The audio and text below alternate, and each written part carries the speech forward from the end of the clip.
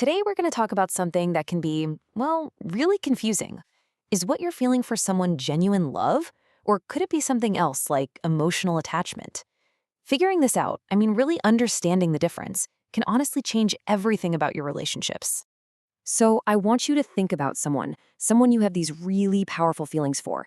You've probably told yourself, this is it, I'm in love. But what if that feeling is just dressed up to look like love? What if it's something else entirely? Let's get into it. Okay, right off the bat, think about the vibe of the feeling. Real love, it tends to feel steady. It's like a calm, deep ocean. But attachment? That feels urgent, almost frantic. It's this gnawing, constant need that just has to be filled, like right now. And that steadiness we just talked about, well, it naturally brings a sense of peace. You feel secure, you can breathe. Attachment, with all its urgency, brings the total opposite. It brings this constant, low-level anxiety. It's really the difference between feeling at home versus always feeling on edge. And this is where it gets so tricky. That intense, can't eat, can't sleep feeling we often think is the ultimate sign of love. Sometimes it's actually a huge red flag for attachment. So how do we begin to pull these two apart? Let's start with the first big sign. So sign number one is this feeling of constant anxiety. It's when your mood, your whole emotional state, is basically a puppet, and their behavior is pulling the strings. Does any of this sound familiar? They take an extra 10 minutes to text back, or maybe their tone of voice on the phone just sounds a little bit off, and boom, your stomach just drops. Your whole day can be ruined. It's not just that you miss them, it's that you feel deeply, deeply unsettled. And listen, this isn't just you being overly sensitive or dramatic.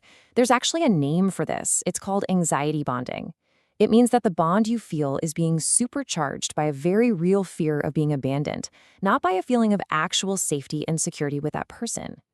So it really boils down to this. Love allows you to trust. You can trust the connection is still there, even if they're busy or having a bad day.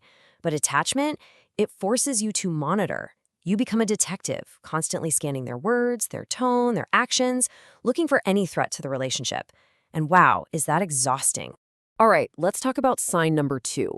This one's a little more internal. It's what happens when the fear of them leaving becomes so huge that it completely overrides your need to just be, well, you. This doesn't happen overnight. It's a slow fade. First, you start adjusting your personality, just small tweaks to be more like what you think they want. Then you start letting your deal breakers slide, things you swore you'd never put up with. And eventually, you just stop speaking up for what you need, because keeping the peace feels safer than risking a fight. I really want you to just sit with this for a second. This is so important. Real love doesn't ask you to shrink. It gives you the space to become more of who you are, not less. It never, ever requires you to abandon yourself to keep it. And you can literally hear the difference in your own head. The voice of love kind of says, hey, if this is meant to be, it'll work out, it'll stay. But the voice of attachment, it's screaming, oh my God, if they leave, I will have nothing, I'll lose everything. One is calm faith, the other is pure panic. Okay, moving on to sign number three. This is a big one. It's all about where your self-worth comes from. With attachment, it starts coming from one place and one place only, them. It sets up this really simple but really dangerous little equation in your head. When they're being affectionate and giving you attention, you feel great. You feel confident, attractive, worthy. But the second they pull back or seem distant, you feel totally insecure, maybe even worthless. Your emotional well-being has been completely outsourced to them. There's a term for this too. It's emotional dependence. It's basically when you lose the ability to make yourself feel good. You can't generate your own sense of value anymore. You need them to give it to you. And over time, their opinion of you becomes your entire identity. And honestly, this might be the clearest way to put it. A loving relationship adds to your life. It's a wonderful part of a life that's already full. But an attachment, it doesn't add to your life. It becomes your life.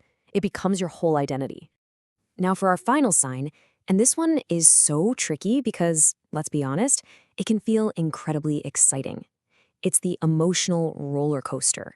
It's when you get hooked on that chaotic cycle of amazing highs and crushing lows. Just think about it. You've got this off-the-charts chemistry, but it's always mixed with this feeling of uncertainty. You never know where you stand.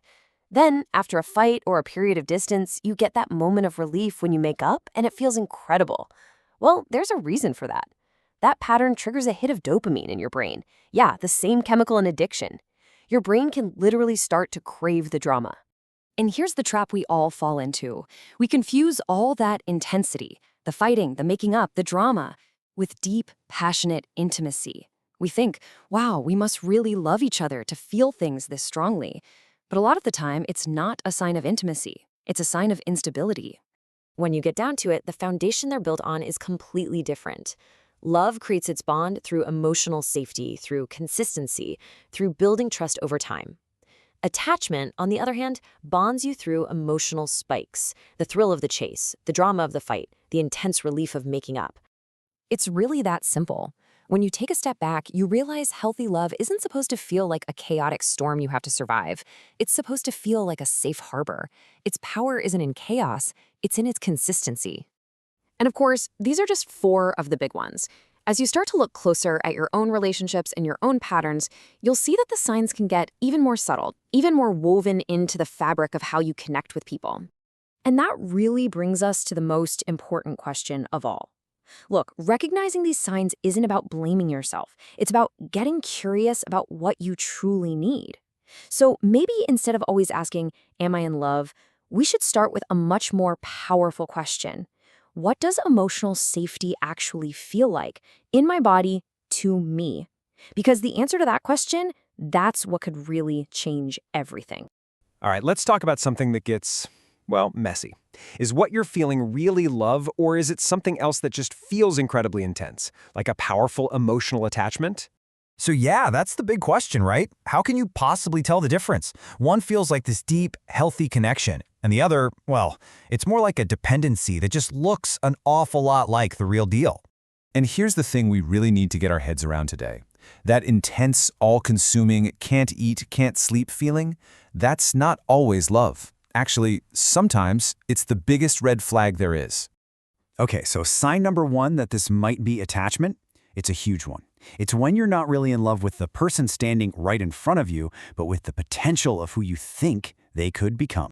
You know that little voice in your head, the one that says, oh, they'll change. They just need a little more time. Or, deep down, they're not really like this.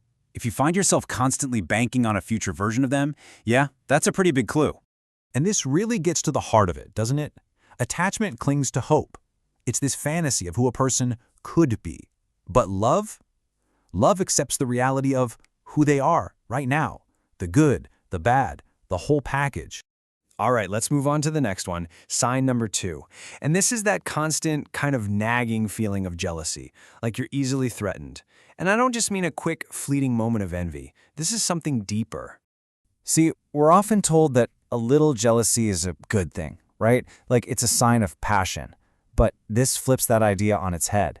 That constant fear of being replaced, that isn't love. It's pure insecurity, just latching on to someone else to feel okay. So here's the bottom line. Attachment basically puts you in a state of constant competition. You're always on the lookout for threats, always comparing. Love, on the other hand, is built on trust. It's supposed to feel secure, not like you're fighting a battle every day. Okay, sign number 3. This one's all about what's going on in your head. It's when the relationship you've imagined, the one you play out in your mind, is way more vibrant than the one that's actually happening. I mean, really think about it. Do you spend more time replaying conversations, imagining future scenarios, and just living in this incredible story inside your own head? But then, when you're actually with them, the connection just feels kind of flat. It doesn't match the movie you've been directing. And that's really the core difference, isn't it? Attachment just loves to live in the imagination, but real love, that grows through shared reality. You know, the messy, the beautiful, sometimes the super boring stuff, but it's all real. All right, our 4th and final sign, and honestly, this might be the biggest one of all. It's that feeling that, without them, you're just incomplete. Yeah, just let that sink in for a second. This gets to the very core of emotional dependency. If the idea of them leaving feels like you'd be losing a part of yourself, a piece of your own identity, then you really need to listen up. And here it is. This is the absolute key difference. Attachment is needing someone, needing them to feel whole, to feel okay, just to function. Love is choosing someone, choosing them from a place where you're already whole, because they add something wonderful to a life you already have. Just listen to how different these two things sound. One says, I can't function without you. That's all about fear and emptiness. The other says, I want you. That comes from a place of strength and genuine desire. One is dependency. The other is a choice. So what does this all boil down to? It's actually a pretty simple truth. Once you get past that initial spark, that first rush, real love isn't this constant chaotic storm. It's calm. It's supposed to be your safe place. And in that safe place, you're not living in a constant state of anxiety. You're not worried they're going to leave. You're not worried you're not good enough. And you're not terrified of being replaced. And maybe most important of all, it doesn't make you question your own worth. A healthy love should build you up and make you feel more like yourself, not less. So really, it all comes down to this one really powerful question you have to ask yourself. When you really think about this person, do you feel secure or do you feel addicted? Because once you can honestly answer that, you can stop chasing that chaotic high of attachment. And instead, you can start choosing the deep, profound peace that comes with real